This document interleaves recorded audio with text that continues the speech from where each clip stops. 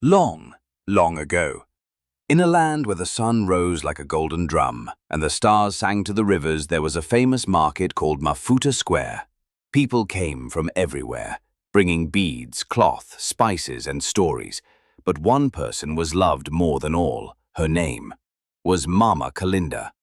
Mama Kalinda was old, her hair as white as clouds before rain, her back bent like a half moon, but her eyes sparkled like the first drop of rain after dry season.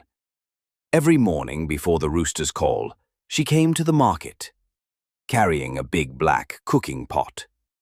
Inside, a stew bubbled happily, the smell drifted like a beautiful song, and when people tasted her food, sadness melted away. Sick people felt strong, angry hearts became calm. They called her the beloved food seller, but no one knew where she came from, no house in the village, no child called her mother. Each evening when the sun set, she vanished like mist. Some said she spoke to spirits, others said she was a spirit herself, but no one asked. Now in this same market was a boy named Tambika. He had no mother, no father, no home. He slept beneath the mango tree and loved two things most: stories and secrets. One evening, Tambika tasted Mama Kalinda's stew. Ah, the flavor danced on his tongue. He asked, "Mama Kalinda, why is your food better than all the others?" She smiled. "Ah, child," she said, "sweetness comes not from the pot, but from the heart that stirs it." But Tambika wanted to know more. That night, he followed her, quiet as a mouse, quick as a shadow. She walked deep into the forest, to a clearing bathed in moonlight. In the middle, a circle of stones.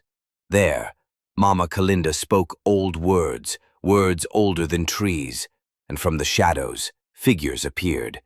Some like misty old men, some like floating lights, the spirits of the ancestors. They each dropped something into her small pot, a leaf, a root, a pinch of powder.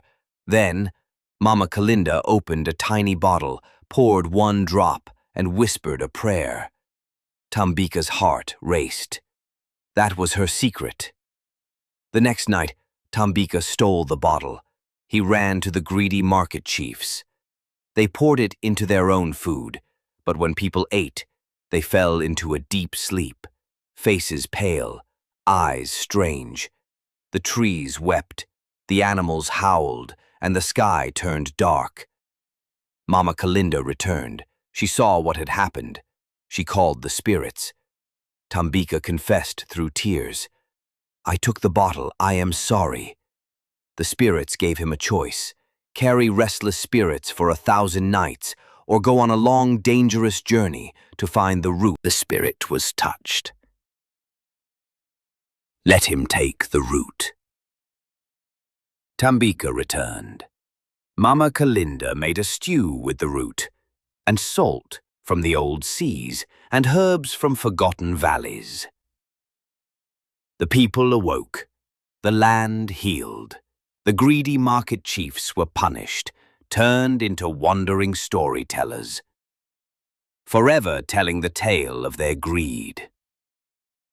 Mama Kalinda, now tired and soft as morning mist, gave Tambika her wooden spoon. "Now you must feed the people," she said, "not just with food, but with kindness." Then she disappeared into the wind, joining the ancestors.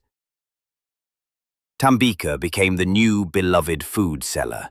He cooked not with magic, but with love.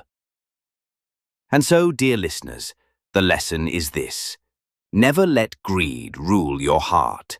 Feed not just bellies, but hearts too. And remember, some secrets are meant to be respected. The end. Now, who would like another story?